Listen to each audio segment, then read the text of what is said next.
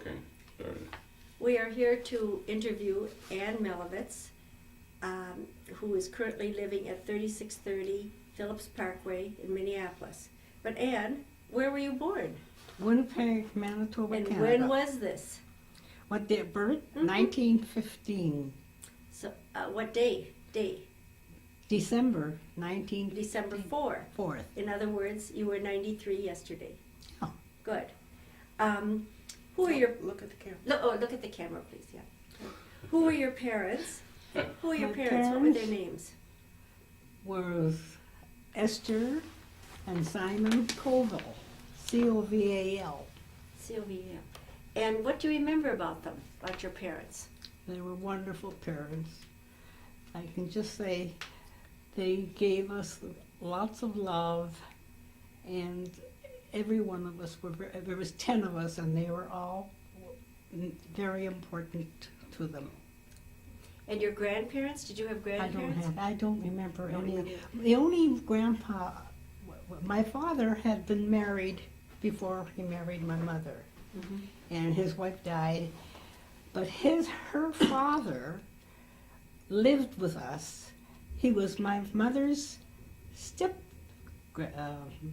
grandfather. You know what I mean? Your mother's stepfather. His so your first grand- wife's father, and my mother had him live with us. I suppose his first wife died? His first wife died and had 4 children. My father and mother both had previous marriages, I see. but they were both widow. One was a widow and one was a widower. And when they met in Winnipeg, they got married. But my father came with 4 children, 2 boys and 2 girls, Did he come from Europe and with children? from England, Oh, from London. that's right. London. From London, yes. And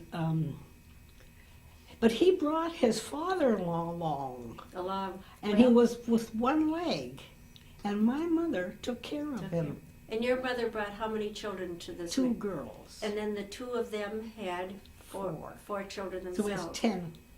I see. Do you I know, was the youngest. how did of your the- father meet your mother? That I never found out. In Winnipeg. In Winnipeg. Did you all live in one house together, and how big was that house? Well, they all had family, all had relatives, and I never did find out, and I could just kick myself because I never asked any of those questions. I mean, I didn't know until I was 15 years old that there was any difference, that I had half sisters I see. and half brothers. Do you know why your mother and father left Europe? My dad must have gone to England very young, because he was married there to an English girl, I see. but I don't know. And you don't know about your mother? My mother where- lived in Paris. How she got there, I don't know that either. They never discussed the background. I don't know. And you know why they came to Winnipeg particularly? Yes, that I know. My father came because he had relatives there. And my mother had a sister also. She came because she had a sister there. I see. What did your father do in Winnipeg? What was father- his occupation? He worked for an English firm in London. It was called Durant anyway. And they made suits, because you couldn't buy a suit in a store. You had to have them, they were always made to order. And when he came to Winnipeg, they had a company there of the same name. And that's what he did when he came to Winnipeg. Did he make the suits or did he sell the suits? I remember that. I remember the store. You couldn't go into a store and buy a suit. If you did, it was a second-hand suit. They all were made to order. That's the style then. Any other memories of Winnipeg or your family there? Other stories? No, from the time that you lived there. Nothing unusual. We just had a big, happy family. Did you finish high school there? Oh, sure. Did you go to college at all? 2 years, home ec. That's why you're such a good cook.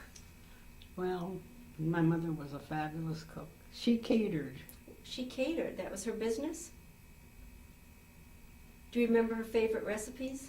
Well, I made all the stuff she made. Dishes, She was a Jewish cook, a traditional Jewish cook. traditional cooking.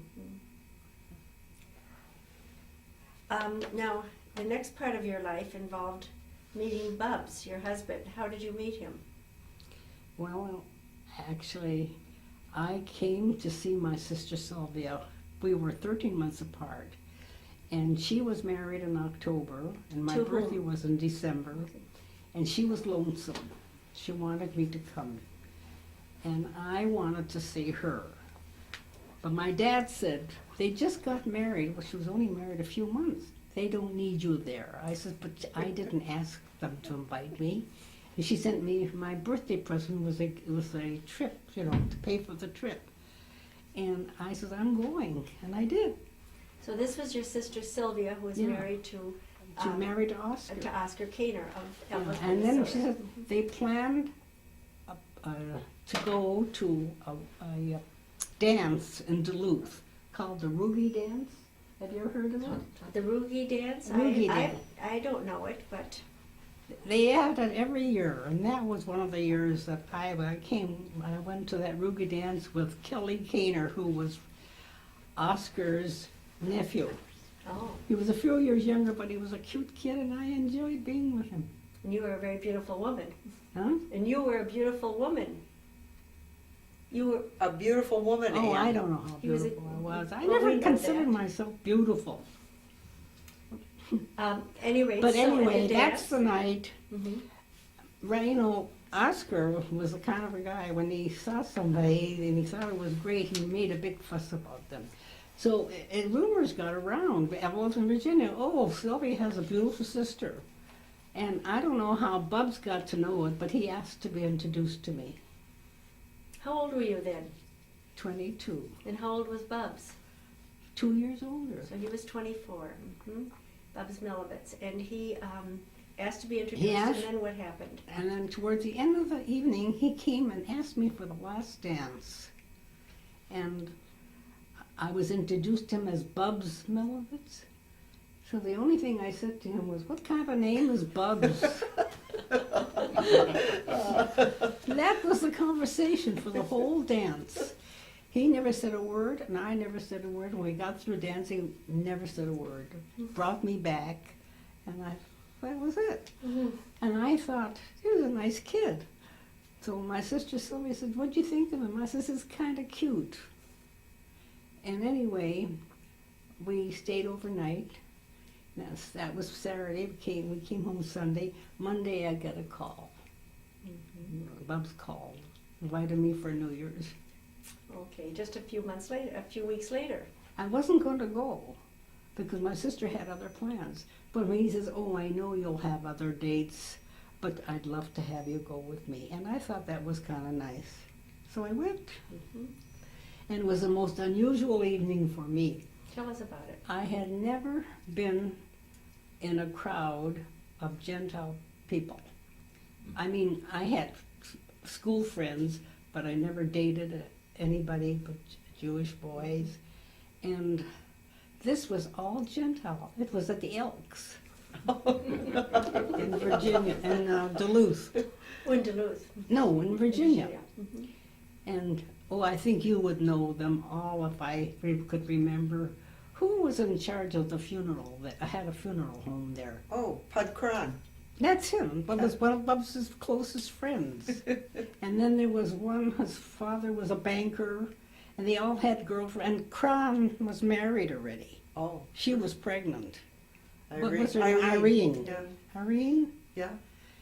And you know, in Winnipeg, when you go on New Year's Eve, you went to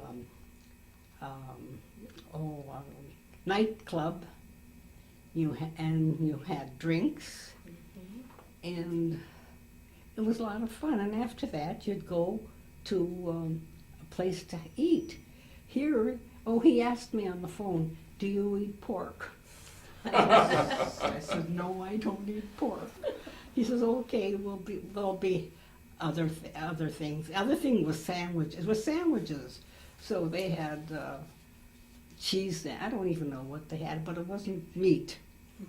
And that was my evening there, but I enjoyed it. I mean, the people were very nice. They were friendly. It really made me feel very comfortable. And you like Bubs. And that was it. How much later were you engaged?